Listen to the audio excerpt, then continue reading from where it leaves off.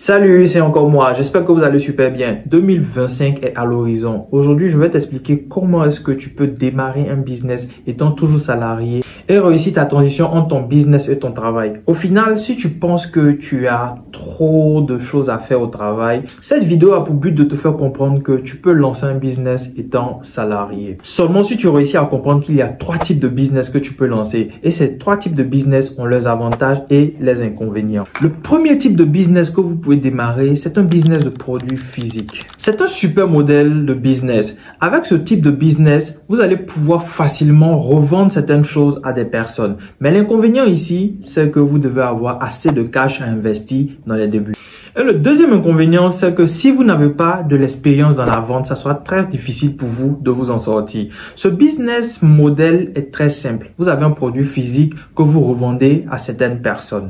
Le deuxième souci pour un salarié pour lancer ce type de business, c'est la distribution. En parlant de distribution, je fais allusion à un réseau dans lequel vous allez écouler votre marchandise. Comprenons ici que n'importe quelle personne qui travaille et qui a un bon business, il travaille déjà avec certaines personnes, il a déjà des clients à qui il va revendre ses produits.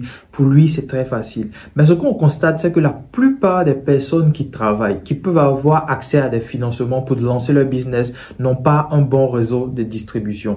Avant de commencer à projeter votre futur dans un business, il faut déjà commencer à élaborer un plan pour avoir un réseau de distribution. Le réseau de distribution dont je suis en train de parler, c'est un réseau dans lequel vous allez avoir des personnes qui vont être considérées comme de potentiels acheteurs. Ces potentiels acheteurs sont normalement appelés des prospects. Avant de vous lancer, avant de vouloir commencer un business, vous devez faire ce qu'on appelle un test. Le test, c'est quoi? Vous devez prendre un produit. Si vous avez par exemple l'ambition de vendre des canapés, vous devez avoir un modèle de canapé à disposition, de telle sorte que ce modèle de canapé, vous allez le proposer à certaines personnes et en fonction de leur réponse, vous allez vous rendre compte si le produit a un marché. Et si le produit n'a pas de marché, vous allez commencer à rechercher un autre produit. Pourquoi je le dis ainsi? Vous avez des personnes qui trouvent des articles qui leur plaisent bien. Donc, ils vont investir de grosses sommes dans ces articles, se disant que c'est un article qui va les rendre riches. Mais aux dernières nouvelles, quand elles finissent d'acheter, elles se retrouvent avec des articles et personne n'en veut. Pourquoi personne n'en veut? Le problème, c'est que vous êtes basé sur votre point de vue. Votre point de vue ne compte pas vraiment quand vous voulez commencer à vendre des produits physiques. Ce qui compte le plus, c'est le point de vue de votre potentiel acheteur. C'est ce qui crée généralement des problèmes de vente. Et vous allez entendre certaines personnes dire que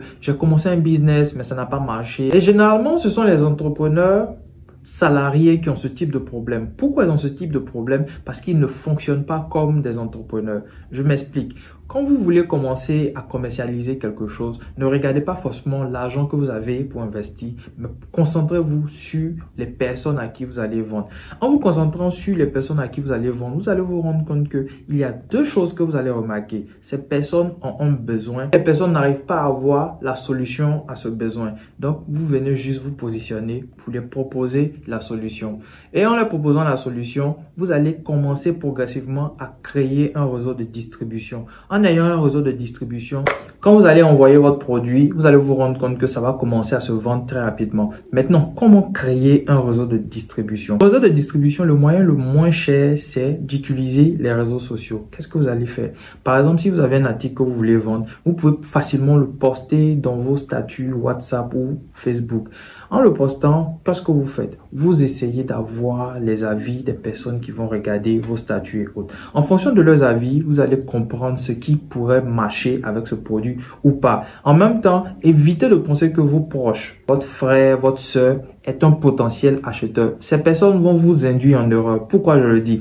Généralement, quand vous apportez quelque chose à un proche, qu'est-ce qu'il fait? Il s'attarde juste sur le fait de vous rendre un service. Donc, il achète le produit sans forcément en avoir besoin. Et ça peut être une grosse erreur dans votre planification pour lancer votre produit physique. Ce que vous devez faire, trouver un moyen de poster sur les réseaux sociaux ou sur votre fil d'actualité WhatsApp, de telle sorte que vous ayez des avis des personnes qui ne vous connaissent pas. Ces personnes seront plus à même à vous donner des avis objectifs et c'est ce dont vous avez besoin pour lancer votre premier business de produits physiques. Une dernière chose, pour tout salarié qui débute un business et qui pense vouloir grandir ce business jusqu'au point de vouloir se poser la question de savoir s'il va continuer dans le business ou continuer à être salarié, c'est que vous devez magasiner en vous ce qu'on appelle la patience et la persévérance.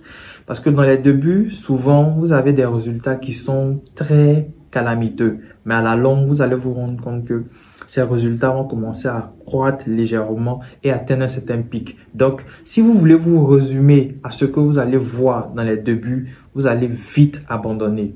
Et après, il faut savoir aussi que vous devez maîtriser votre business. Quand je dis maîtriser votre business, il faut être présent quand vous ne travaillez pas, de telle sorte que les personnes qui travaillent pour vous ne puissent pas vous voler. Et c'est le plus gros problème des salariés.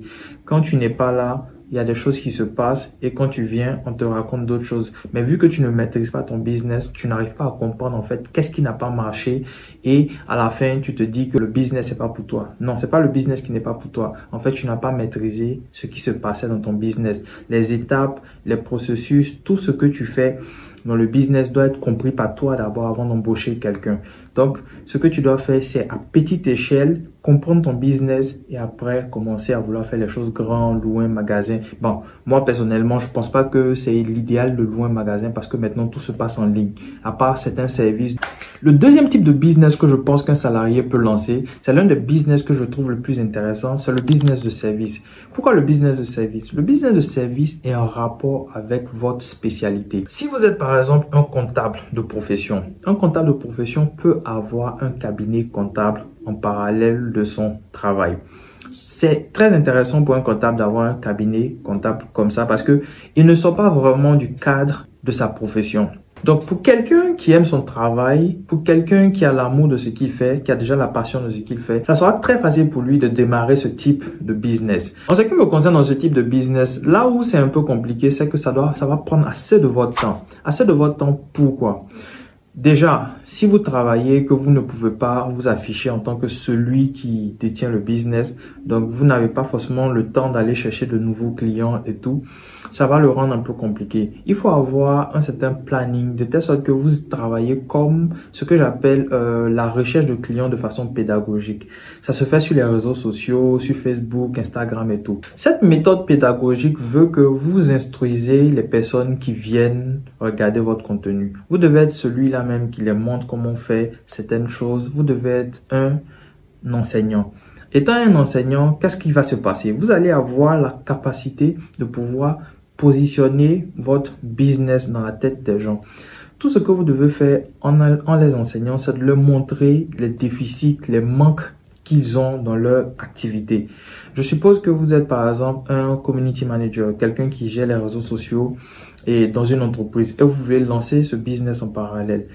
Tout ce dont vous devez faire sur les réseaux sociaux, par exemple, même si vous ne montrez pas votre visage, c'est de pouvoir pointer du doigt tout ce que les entrepreneurs n'arrivent pas à bien faire. Par exemple, sur les réseaux sociaux, on sait que la publicité Facebook permet de vendre beaucoup. Il y a certains entrepreneurs, jusqu'à l'heure actuelle où je vous parle, qui n'arrivent pas à faire la publicité Facebook et qui n'essaient même pas de comprendre comment ça fonctionne.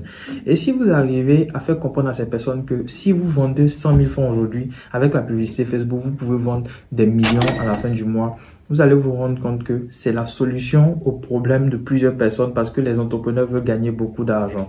Et cette manière de procéder va vous permettre de pouvoir avoir des personnes qui vont commencer à vous approcher pour vous demander comment ça se fait. Et quand ils vous approchent pour vous demander comment ça se fait, ce que vous devez faire, vous devez leur donner ce qu'on appelle un appât. Un appât, c'est une formation gratuite dans laquelle ils vont apprendre le maximum. En apprenant le maximum, ils doivent être en mesure de se poser des questions, de savoir est-ce que si je paye pour ces services, je n'aurai pas plus. En leur donnant ce service gratuit, avec ces petites interrogations qu'ils auront à la fin, au moins sur 10 personnes, il y aura 2 personnes ou 3 personnes qui vont revenir vers vous pour un service payant. Moi, je considère que c'est le meilleur type de business dans la mesure où, à un certain moment de votre progression de votre carrière, vous allez pouvoir faire des cours en présentiel ou des cours en ligne. Et en plus, ce qui est le plus avantageux, vous allez pouvoir faire des vidéos préenregistrées pour pouvoir partager votre savoir aux personnes qui veulent changer quelque chose dans leur vie. Donc, qu'est-ce qui se passe? Elles vont juste payer pour avoir ces vidéos et après les vidéos, vous allez avoir une petite séance de quelques minutes, de 30 minutes ou 1 heure avec elles pour finaliser tout ce qu'elles auront appris à travers vos vidéos. Et cette conclusion m'emmène au troisième type de business que vous pouvez lancer. C'est le business de produits digitaux. Comme je l'avais dit auparavant, ce sont des produits que vous pouvez revendre et c'est le meilleur type de business. Avec ce type de business, vous allez simplement créer un fichier numérique. Et ce fichier numérique peut être une vidéo, un podcast, peut être un fichier PDF que vous allez commercialiser avec toutes vos connaissances à l'intérieur. Et ce fichier, il est unique et peut être répliqué sur plusieurs années et par milliers. En faisant cela, vous allez avoir un revenu que je considère vraiment comme un revenu passif. En plus, vous allez pouvoir héberger vos vidéos, vos livres et autres sur des sites tels que Selar et bien d'autres. En fonction de votre capacité de vente, après avoir publié ces produits digitaux sur vos sites, chaque mois, vous aurez des revenus récurrents et ces revenus sont considérés comme des revenus passifs, de réels revenus passifs parce que vous pouvez être en train de dormir et vous réveiller le matin avec plusieurs personnes qui ont acheté vos produits digitaux.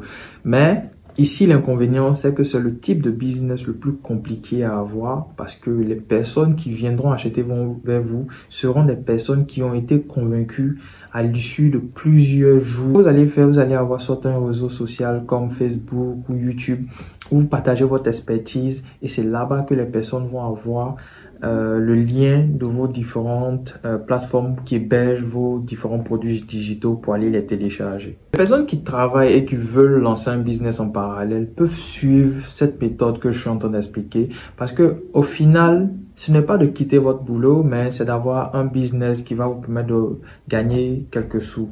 Et quand vous aurez ce business, vous allez avoir la possibilité maintenant de vous poser la question, est-ce que si je vais dans ce sens, est-ce que je peux avoir assez d'argent pour couvrir toutes mes charges mensuelles, électricité, loyer et popote et autres. Au moment où vous vous rendez compte que votre business permet de générer autant, vous avez le choix entre aller vers le business, mais si je dois vous donner un conseil, c'est d'essayer d'économiser au moins 6 mois de dépenses qui couvrent toutes vos dépenses fixes et certaines dépenses variables.